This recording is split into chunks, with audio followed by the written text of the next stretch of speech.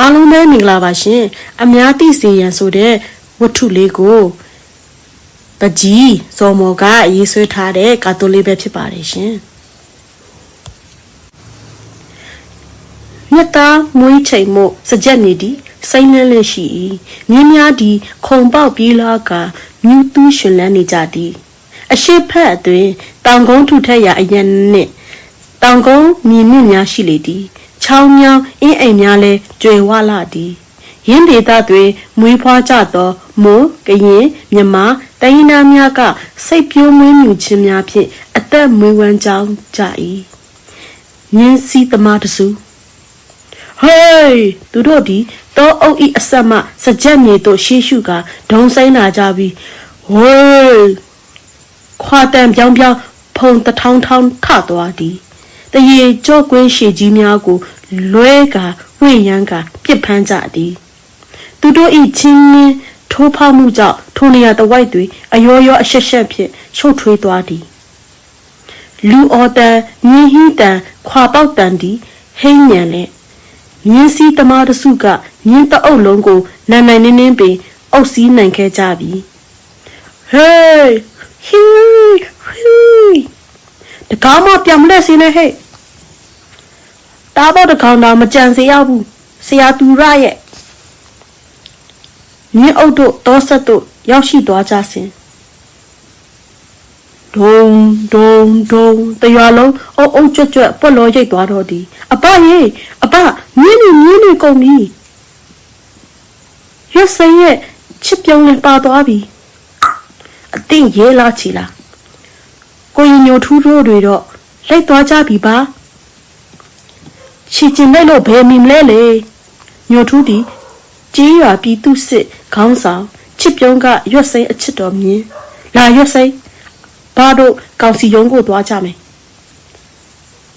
ကိုထဲကလူခံမရှိပဲ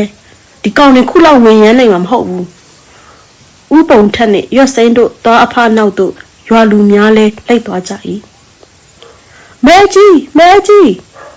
စောတဲ့အော်တန်ဒီတောသွင်းဝဲဟိညံပဲ့တင်ထက်လက်ရှိတနေလုံးလွတ်ထားသောသူ့ကျွဲအုပ်ကိုလာရောက်ရှာဖွေခေါ်ဆောင်ခြင်းပင်ထိုရက်စိတ်ပြိုးချိန်တန်ပြီးမဟုတ်လား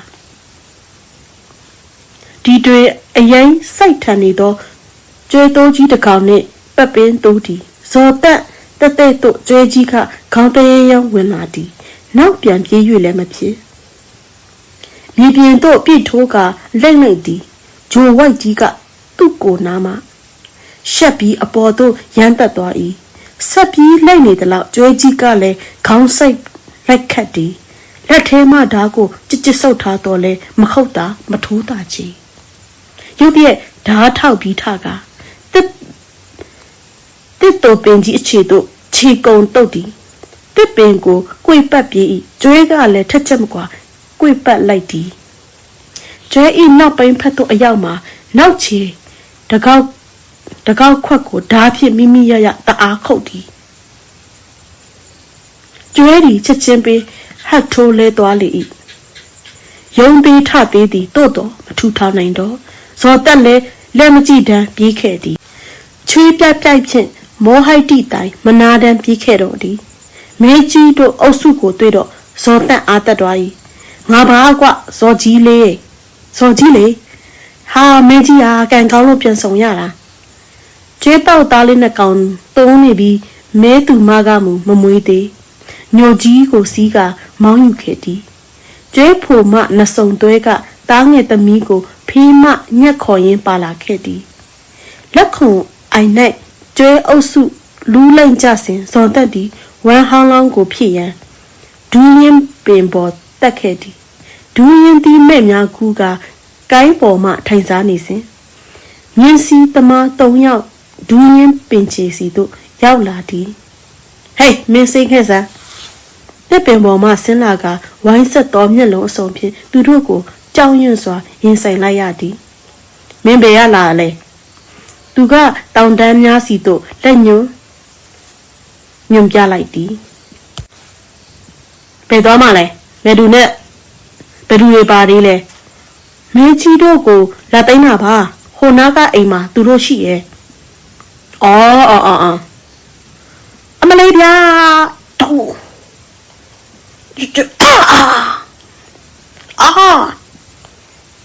တာတရဖူလူပွဲကျင်းပနေမဟုတ်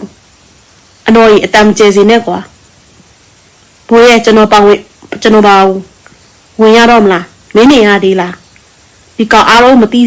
တိဖို့မတွေ့ဖို့အဓိကပဲမြင်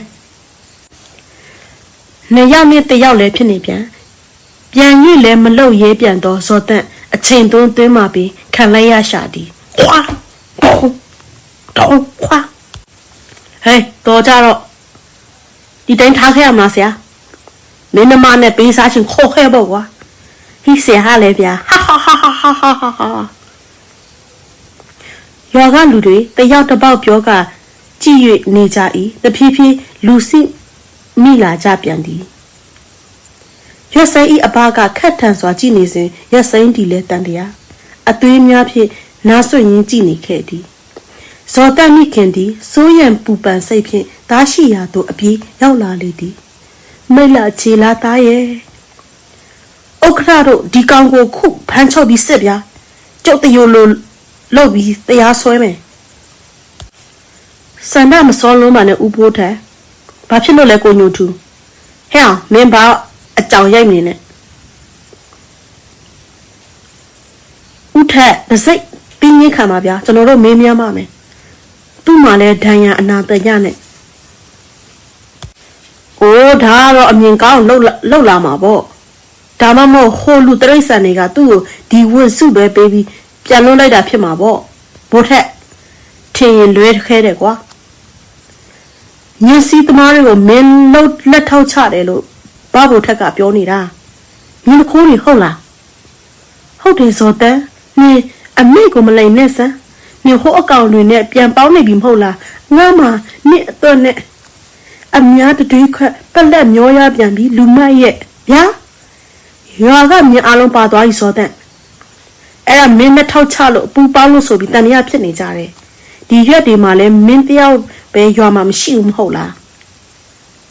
ကျွန်တော်ကျွေးတော့ကောက်လာပါဗျာမန်ပြောရရင်ဒီလူတွေနဲ့စုံခဲ့တယ်လို့စုံလို့ခုလိုပုံနဲ့ပြန်လာရတာပေါ့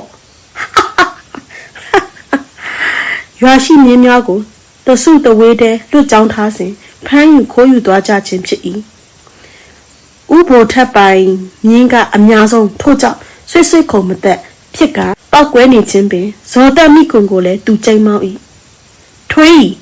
တားလက်ချက်ဆိုတာရက်တိရွာတိပါခက်ဒီကဇော်တန်တို့မိသားစုဘဝမရှိခိုးနိုးမလအဆုံးယုံဖြစ်နေသည့်ဘဝအဖေဆုံးပြီးနောက်ဇော်တန်သည်ကြောင်းထွက်ပြီးရွာကိုစွန့်ခါသွားသည်အမေကသားတော်လည်းမရရွာမှာပဲဓမ္မဦးချလောက်ကင်စားဖို့ပြောတော်လည်းမရရွှစိန်သားတော်လည်းမရခဲ့ငါအမြန်ဆုံးကြီးပွားအောင်စ조사ချပေးပြီးပြန်လာခဲ့ပါမယ်ရွှစိန်ရငါနင့်ကိုထောင်ရခွဲသွားတာမဟုတ်ပါဘူးအဖေမရှိတော့တဲ့နောက်ငါတို့အသားမိချုံငင်းငယ်ဖြစ်တာငါမလို့ချင်းငါပြန်လာတဲ့အခါမျက်နှာရှိလူတန်းစိတ်ဖြစ်စေရမယ်ဒါမှနင့်အဖေနဲ့နင့်အမျိုးတွေလည်းနင်နဲ့ငါ့ကိုကြည်ဖြူသဘောတူကြမှာပေါ့တို့ဖြင့်ဇော်တန်တယောက်ဖြက်လန်းလိုက်သူမောင်ခိုသမားများနဲ့ပေါင်းခါမောင်ခိုလောကဝဲကျင်လည်ဖြစ်ခဲ့သည်အစတွေအထမ်းသမားလောက်ကအရင်ရှာခဲ့သည်အသိကြုံရပြီးအရင်စုမိသောအခါမောင်ခိုအယောင်အဝယ်လုပ်၏တောလန်းတောင်တန်းတစ်လျှောက်သွားလာရင်နေကြလာသည်လက်ဖြားငွေတီးသည့်အခါစားလိုက်တောက်လိုက်ပျော်ပါလောင်းကစားလိုက်ပြည်သူတက်မတော်စစ်ကြောင်းနှင့်စုံနေသောအထုပ်ဖြစ်ကအသက်လူပြီးတေပြေးရှင်ပြေးပြေးရသည်ပစ္စည်းအဖမ်းအဆီးခံရသည့်အခါမှာတော့ကိုလွတ်ယုံသည်ဒီခါဇော်တန့်သည်စားရမဲ့တောက်ရမဲ့အရင်နီးလဲမဲ့အမောင်ဝဲဩကမှာနေရပြန်သည်ကြတော့မိတ်သွင်းတဲ့သူနှင့်ပေါင်းခါလက်နက်ကင်တောင်းချမ်းလီတော်သည်ဇော်တန့်အကြောင်းရွာမှာတည်အမျိုးမျိုးထွက်နေသည်ဇော်တန့်ပြောက်ကြီးပွားနေသည်လောင်းကစားအလိန်သမားဖြစ်နေသည်တောခိုလက်နက်ကင်နေသည်ကျွေးများတရိတ်ဆန်များကိုခိုးထုတ်နေသည်အမိနာမှာမဆန်းရွတ်ဆိုင်ရင်မှာမဆန်းဇော်တန့်အဖို့3နှစ်အတွင်းမှာရလက်ကျွန်းဒီကခါတီးသောအတွေ့အကြုံများတာအတ္တလောဘလွန်ကဲစိတ်ဖြင့်အချင်းချင်း ကလိန်ကြအချင်းချင်းသစ္စာမဲ့အချင်းချင်းအနိုင်ကျင့်တက်ဖြတ်ယောဂဗျာနှင့်နောင်တတရားကိုရရှိချိန်အဝတ်တထဲကိုတခုတနက်တလက်ဖြင့်ဇော်သက်အလင်းသို့ဝင်ရောက်လာခဲ့သည်အမေကိုဝန်ချသည်ရွာကိုဝန်ချသည်အမေကရင်ထုမနာဖြစ်၏ရွာကအမေတခုသားတခုမို့ဂိယူနာတက်ကခွင့်လွှတ်ကြသည်ရွတ်ဆိုင်ကမူမတိကြီးကျွံပြုကရှောင်ဖဲသည်ဤသို့ဖြင့်မိဘလက်ငုပ်လက်ရလေယာအလုပ်ကိုစတင်လုပ်ကင်ခဲ့သည်လေယာအလုပ်ကိုဇွဲလုံးလောက်ရိယနှင့်အားစိတ်လုပ်ကင်လာခဲ့သည်ဖြင့်ကျွေးကောင်ရည်တချို့ပင်ပိုင်ဆိုင်လာခဲ့သည်အမေလည်းစိတ်ချမ်းမြေ့ရတယ်ရွတ်ဆိုင်လည်းအခေါ်အပြောပြန်လုပ်လာ၏အမြင်မှန်ရကရိုးသားစွာစ조사လာသောလူငယ်တယောက်အဖြစ်ရွာကလည်းလက်ခံချီးကျူးပါ၏အမေတို့ကရွတ်ဆိုင်နှင့်နေရာချပေးဖို့ဥပိုးထက်ကိုစကားလန့်ကမ်းလန်းကြသေးသည်လူငယ်တို့ရင်ငယ်နေကြောင်းဥပိုးထက်လည်းသိပြီးဖြစ်၏ကျုပ်ကတော့ဗျာသူစိုးခဲ့သွန်းခဲ့တာကိုတည်မကြိုက်လောက်ပြက်လက်စပြက်ချင်ဖြစ်တတ်တယ်ခုတော့အခြေအနေကဟုတ်ညာရှိတာမဟုတ်ဘူးကတော့ပွဲတပွဲခေါင်းရွက်ပြီးလာတောင်းတာလောက်နဲ့တော့ဘိုးထက်သမီးကိုမပိန်းစားနိုင်ဘူးကွာအင်တဆောင်မိတပြောင်နဲ့တင်းတက်တဲရှိမှစဉ်းစားမယ်ဒါပဲနင်စစ်ပြတ်သွားပြီလားဟင်ငါနင့်ကိုယူမယ်ဆိုတာကုန်းတရားလက်ဖက်တထုပ်နဲ့မဟုတ်ပါဘူးရွတ်ဆိုင်ဟာသိပါတယ်ဟဲ့ငါကလည်းဒါတွေကိုထက်မတွက်ပါဘူးအဘစိတ်လည်းနင်အသီးသူကတကယ်တော့ငါတို့ကိုကောင်းစားစီချင်တဲ့စေတနာနဲ့ပါနင်စိတ်ခုနဲ့နော်အေးပါကြိုးစားရမှာပေါ့လူမတင်ငွေမရှားပါစဘာရောင်းပြီးရင်ဝင်းမြူရေးဖက်ကိုလည်းဆောက်ချလို့ရမယ်နှစ်ဖက်ကငါအမြဲရှိပါတယ်ဇော်တန့်ရဲ့နင်အားမလျှော့တာငါဝမ်းတာတယ်ယခုတော့မူရက်တိရွာတိအများတိတယ်ကွာအသားထဲကလောက်ထွက်တဲ့ကောင်ငါတမီးနဲ့မင်းကိုခေါင်းမငိတ်တာကြောင့်မင်းကတစ်ချက်ခုတ်နှစ်ချက်ပြက်လွတ်ပြစ်လိုက်တယ်ငါချင်းစီနဲ့ငါချင်းပြန်ကြော်ဖို့ကြံစီလိုက်တယ်ထွေးဘာဖော်တဲ့တရားလွန်ပြီဗျာတရားမဲ့တာကမင်းကောဥပိုးထက်ကပြင်းတန်ဆွဆွဲနေသဖြင့်ဇော်သက်မခံမရက်နိုင်ဖြစ်လာသည်လူလဲနာသည်စိတ်လဲနာလာသည်အဲ့ဒီတော့ဘာလို့ချင်လဲတရားလုံးကမင်းကိုတရားဆွဲမယ်ငါရှိဆုံးကဆွဲမယ်ဟဲ့ကျွန်တော်မဟုတ်ရိုးအမှန်ပေါ်တဲ့အခါဥပိုးတက်ကိုကျွန်တော်လည်းတရားပြန်ဆွဲမယ်တာငါလှုပ်လိုက်ရရစိမ်းရင်မှာထောင်းကနေအကြည့်ချင်းစုံဖြစ်ကြပြီနင်ဒီလိုအကြံပတ်ဆက်မလို့ငါမထင်မိဘူးခုတော့တခိုးကလူပြန်ဟစ်နေတယ်စိတ်ထားရုပ်တဲ့လူမျိုးခံလာရတာတော့နဲသေးမိလူမျိုးနဲ့တမီသေးနေတရီသေးတောက်ခဲ့ရတာရင်နာတယ်တို့ရွာလဲနာတယ်အမျက်ကြီးသောရွတ်ဆိုင်စကားတွေကြောင့်ရင်မတင်းကျပ်မှုတွေကကြေကွဲမှုတို့ပြောင်းလဲကြရလေပြီအေးရာကိုရင်ဆိုင်လိုက်ခြင်းသည်အချစ်ဆုံးဤအမုန်းတန်ကိုတော့မခံနိုင်စွမ်းပါတာဝန်ရှိသူတွေကသူ့ကိုစစ်ဆေးမင်းမြန်ဒဏ်ရာများစီးထက်ပြီးအိမ်ပြန်ခွင့်ပေးလိုက်သည်ဒီရက်တွင်မင်းအိမ်မှာရှိနေပါဘေးမှမသွားပါနဲ့စောတန့်မြည်ဤလောက်အဖြစ်အသက်မွေးဝမ်းကြောင်းကြသောရွာလူထုသည်မြည်တို့ရှစ်ဆက်ကြမည်နီဟာဒီလူတွေငါရွာငါဘဝကိုအစော်ကားကြီးဆော်ခွာသွားကြပြီပဲငါကိုအရှက်ရဘဝပြတ်အောင်လုပ်ခဲ့တဲ့ကောင်တွေဒင်းတို့ဘေးအထိတေးလဲမြင်းတပန်းမြင်းတမောအထိသူခရီးပေါက်ခဲ့သည်မြင်းနှကောင်စားတာသွားနိုင်သောရှိုမြောင်လန်းချင်းလေးတွေခြံရာခံမိကငါအမှန်တရားကိုအများသိစေရမယ်လိုက်ခဲ့ရင်မွန်းသက်ချိန်လောက်တွင်စခန်းတစ်ထောက်နားရသို့ရောက်ခဲ့သည်မြင်းတခိုးတို့အရဲ့အယောင်ကိုမူမတွေ့ရသည်ထို့မှမြင်းကိုဒုံဆိုင်ကဆက်ခဲ့ရသည်သူတို့မှာကမြင်းပေါ်ပါသွားပြီဖြစ်သည်ဖြင့်မြင်းများကိုပြောင်းလဲစီးကြမည်မှုခရီးတွင်ကြပေမည်ဇော်သက်မှာတော့သူ့မြင်းညိုကြီးကိုနားတလက်ညာတလက်နင်ခဲ့ရသည်တို့တော့ဇော်တန့်ကလန်ခရီးအထာကိုအလွန်ကျွမ်းကျင်သူမြင်းကလည်းမြင်းတက်ကြီးမှုခြေတန်လက်တန်ရှိပြီးခရီးအရောက်မြန်သည်တနေ့နဲ့တညအကြံခဲ့ပြီးအ မောင်လွမ်းနေသောတောဆက်အစွန်တွင်ခြေများကိုကြွကချကဥကောင်းများကိုတရန်ရန်လောက်ကမိဆန်များကိုတဖွားဖွားခကရှိနေကြသောမြင်းအုပ်ကိုတွေ့ရပြီဇော်တန့်သည်မြင်းပေါ်မှဆင်း၍မြင်းအုပ်အနီးသို့ချီးနှင်းခဲ့သည်မြင်းတခိုးများသည်အဆောင်ချကတထောက်နားနေကြခြင်းဖြစ်၏အဆောင်တယောက်စီသို့လက်တစ်ပြက်ပြေးကပ်သွားပြီးရိုက်ချလိုက်၏မြင်းများကလုံးလုံးရွရွဖြစ်သွားကြလေသည်ဟေးဘာဖြစ်တာလဲမြင်းများကြားဝယ်ထိုင်ကခိတ္တပုံနေလိုက်ရသည်ဟိုမဒီမလူတန်ကိုကြားနေရလေသည်ဘာဖြစ်လို့လဲဟဲ့ဘာဖြစ်လဲ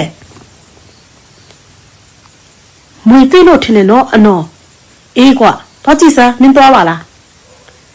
ကြောက်တန်ရန်ကောကွာဒီကောင်မြင်းနေကြတဲ့ဘာလို့နေလဲမသိဟေးတောင်းရေးတောင်းမြင်းတို့ညစ်စမ်းဝါအစာပြေတောင်းရအောင်နောက်တယောက်ကိုလည်းအငိတ်ဖမ်းလိုက်နိုင်ပြန်သည်စော်သက်မြင်းချီကျိုးများကိုမြင်မြန်လိုက်ဖြတ်ပစ်လိုက်၏အနောင်ဖွဲ့လွတ်သွားသောမြင်းများကိုအသာဆဲကချော့ခေါ်ခဲ့သည်တခိုးတွေဤမြင်းများကမလိုက်ပါခဲ့ခေါ်ချိန်လည်းမရတော့ပေအနော်ရေလက်နိုင်မီထိုးပြဆန်းမြင်းတွေဘာဖြစ်နေလဲဘိုးရဲ့အတန်ကိုသူကောင်းမှတ်မိနေသည်တခွေတော့တွေ့အောင်မှာမဘိုးရဲရခုတော့နေနေအောင်ဟေးမြင်ထားစမ်းဟေးထိုးစမ်းထားစမ်းအနော်ဘိုးရဲစူဆဲတန်တဲ့ညံသွားသည်အားလုံးပြရာခတ်နေကြပြီလူအမြင်းတွေပါအားလုံးမလို့စနေလိုက်ဘိုးရဲတို့ဆက်တင်လိုက်နိုင်ချိန်တွင်ဇော်တန့်သည်မြင်းတအုပ်လုံးဖြင့်ခြေကုံတုပ်နေပြီဖြစ်၏မောင်ရိပ်ရှိသေးသည်မို့မျက်ခြေလဲဖြတ်ခဲ့သည်တောင်ကျောပေါ်အတက်မို့ခြေတန်လဲလုံနေသည်ဘာပြောဇော်တန့်တပန်းတာနေသည်တို့တော့သူတို့ကတော့တဲတဲမဲမဲတိုးပြီးလိုက်သည်အခန့်ရခက်သည့်စိတ်ဖြင့်မွန်ထူနေကြ၏ချောင်းချမ်းကိုဒီကောင်မကြော်နိုင်ပါဘူးကွာဆရာရဲကလက်ခုပ်အိမ်နားမှာတွေ့ကြရတက်ပြစ်လိုက်ပြီးရောတိုက်စားမင်းကအရင်တက်ချင်တယ်ဟီဒီကောင်ရွာအယုံသိမိမရလို့လစ်သွားတာပါဝရန်ပြေလောက်သွားတာထင်ရှားနေပြီသူ့အမေကတိချင်းလာပြောလို့ကိုညိုထုံးတို့ကိုလွတ်လိုက်ပြီးဒါကိုမျောလင့်ပါကိုရင်ဘိုးထက်ရဲ့စီးစရာမြင်မရှိရင်ဘယ်မီလိုက်ပါမလဲလေခမရတော့သူ့မြုံတိုင်းထားလိုက်ဖို့ကောင်းတယ်သွားပြီဆုံးညုတ်ပြီဆုံးရှုံးပြီးစကလေးကချုံနောင်မေးလိုက်တဲ့နဲ့ပေါ်လာမဲ့အမှုခုတော့ဘလို့လိုက်တော့မှလဲအဘရဲ့ပြန်ကြပါစို့တိုက်ယူကြုံဖြစ်နေကြပါနဲ့အောင်ကိုရင်ညွတ်ထိုးတို့လည်းလိုက်ပေးနေကြတဲ့ဟာငါပိန်စိတ်တမဥစ္စာဒါပဲကွငါယူကြုံမြဖြစ်ရမှာပဲတဲကွာငါအသေးနာတယ်ရွှေစိန်လဲနှုတ်ခမ်းကိုကြိတ်ထားမိသည်ညကိုငါဘယ်တော့မှမကြည့်ဘူးစောတက်အာယုံချင်းပြီးစောတက်နဲ့မြင်းအုပ်ကချောင်းချမ်းနဲ့ရှင်ကအကျဉ်းပိုင်းသို့သွားနေ၏ဟုတ်တယ်ဒီမဲ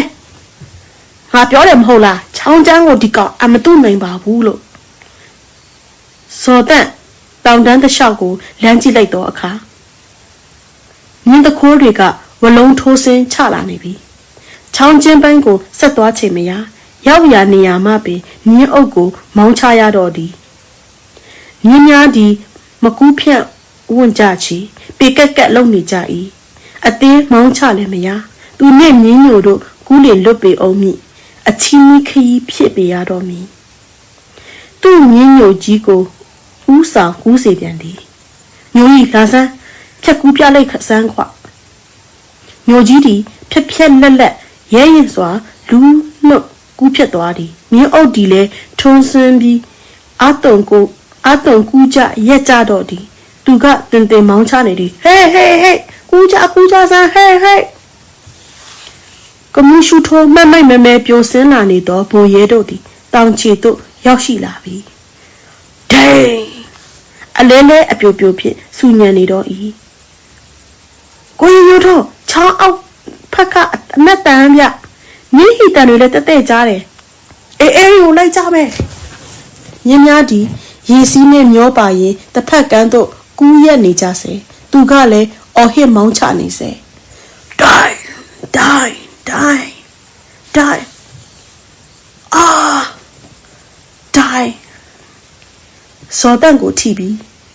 နောက်ဆုံးမှဆင်းရဲဇက်သက်ထားသည့်ရွက်စိမ်းအချစ်တော်ချစ်ပြုံးတဲ့အတူချောင်းချမ်းကိုသူကူးသည့်ကြည်များသည်မိုးတီးမိုးပေါက်လိုကျနေ၏ဒိုင်ဒိုင်ဒိုင်ဒိုင်မြင်းနယ်ဆန့်ကိုဆွဲထားသောလက်သည်မခိုင်ချင်တော့ဘော်သူရတို့ကလည်းတစ်ဆက်တည်းပင်ချောင်းချမ်းကိုလိုက်ဖြတ်ကြသည်မြေကွင်းအလုံးစုံကိုလမ်းမြင်ရပြီဖြစ်သောညွန့်ထိုးတို့သည်ပြေးအချိန်လေးကိုခြုံငုံနားလေလိုက်ချပြီးပြစ်ခတ်တံများဟိမ့်ညံသွားလေ၏ချောင်းချမ်းအလဲမတိုးတာမဆုတ်တာဖြင့်မရှုမလခံကြရသူမြင်းတခိုးတို့၏ဆက်သိမ်းမြင်းတခြားလူတခြားဖြစ်ကကဆင့်ကလေးဖယိုဖယဲဖြစ်လက်ရေစီးထဲနှင့်မျောကုန်ကြသည်လက်ရဖမ်းဖို့လည်းလောက်ကြအောင်ဟဲ့လက်စေကြမြင်းတွေကိုမထိစေနဲ့ချောင်းချမ်းရေစီးထဲမှာရုံးကန်ကူးရက်နေသောမြင်းအလုံးကိုကဲဆဲလိုက်နိုင်ကြသည်ကိုရင်ညူထုဟာစောတက်ကမ်းပေါ်လည်းမရောက်လာပါလားဟာဒုက္ခပါပဲသူဒဏ်ရာရထားတယ်ချစ်ပြုံးတဲ့တကွဲစီဖြစ်သွားပြီလားရှာကြပါဦးကွာဒါဆိုချောင်းခွေးကိုညှိုးသွားပြီပြေးပြီးစောင့်ဆယ်မယ်ညညဟဲ့ညလိုက်ကြကွာရေစီးတိုက်တန်နေရှေ့ဦးစွာစကြက်မြေကိုဖျက်၍ရွာတို့ရှေးရှုလာကြသည်ကမြင်းအုပ်ကြီးခွာတန်ဟီတန်ညံနဲ့ပြေးဝင်လာကြသည်မြင်းတွေပြေးရောက်လာပြီတဲ့ဟဲ့ဥဘိုးထက်သည်တကူလုံးတောက်တင်းတဲ့အိမ်ပဒင်းပေါက်မှမင်းတက်မိကကြည်နေဖြစ်ပါသည်ရွက်စိမ်းသည်ရှုံးစားသောမျက်လုံးအဝိုင်းသားဖြင့်ကြည်ကမလုံမရှာဖြစ်နေသည်တရားလုံးပွဲတော်သမျှစီကားစီညံသွားရပြန်သည်ထိုမြင်းအုပ်ကြီးကိုမောင်းနေလာသူကပြည်သူစစ်လက်ထောက်ခေါင်းဆောင်စောလူညိုထူးတို့ကလာကြမယ်နောက်ကလိုက်လာနေကြတယ်တယောက်တစ်ပေါက်မင်းမြန်းတန်များဖြင့်စောလူဖြေရသည်လက်မနေအောင်ပဲမြင်းတခိုးကိုလည်းဖမ်းခဲ့ပြီဗျဟေးညိုထူးတို့တော်ကြပါပေတယ်ကွာငါချစ်ပြုံးလဲမပါပါလားအိုးချစ်ပြုံးရဲ့နင်ချောင်းချမ်းထဲမှာကြားခဲ့ပြီလားဒီလောက်မြန်ကြီးပြန်ရတာသူတို့အလိုက်ကောင်းလို့ပေါ့ညိုထူးတို့တော်တယ်ကွာအကိုစောလူစီလာတာဟိုကောက်မြင်းညိုကြီးကိုအဖြစ်ပြက်အလုံးစုံပြောပြနေသောစောလူအနားမှာရွာကလူတွေဝိုင်းနေ၏စောတန့်ကသွားပြန်ယူလာတာတဲ့ချောင်းကျမ်းမှာတိတ်ကြတာဗျမြင်းတခိုးတွေကစောတန့်နဲ့မြင်းအုံနောက်ကိုတဲတဲမဲမဲလိုက်ကြတာဖះစောလူငါသားရောငါသားဟိုလာနေကြပြီအကြီးရဲ့ညိုထူးတို့အဖွဲရာထဲကိုဝင်ရောက်လာကြပြီတာဥပိုလ်ထက်ကလက်လဲတုံရင်စွာဖြင့်တောင်းပန်သည်မထွေးကြီးကျုပ်မားတယ်ဗျာကျုပ်တောင်းပန်ပါတယ်ကျုပ်တိတ်မားသွားတယ်ရွက်စိမ်းကမျက်ရည်ဝမ်းရပြီရိုးသားရဲရင်နဲ့စိတ်တက်ကိုအများအတွက်သူအခုလိုစွန့်မိတ်စွန့်စားတာလိုက်တာပါပဲဗျာချစ်ပြုံးရဲ့နင်ခေါ်လာသေးတယ်နော်ချစ်ပြုံးကိုမှသွေးချင်းမိကမော့လက်ပါလာတော့ဇော်တက်မှာအတမရှိတော့ပါတားရဲ့မင်းလိမ်မှာဖြောက်မှတ်တာကိုဒီလိုနီးနဲ့အများကိုသိစေလိုက်ပြီပေါ့ဟုတ်လားပြီးပါပြီရှင်အားလုံးကိုကျေးဇူးတင်ပါတယ်ရှင်နောက်ခါတော့များကိုလည်းစောင့်မျှော်အားပေးပါဦးရှင်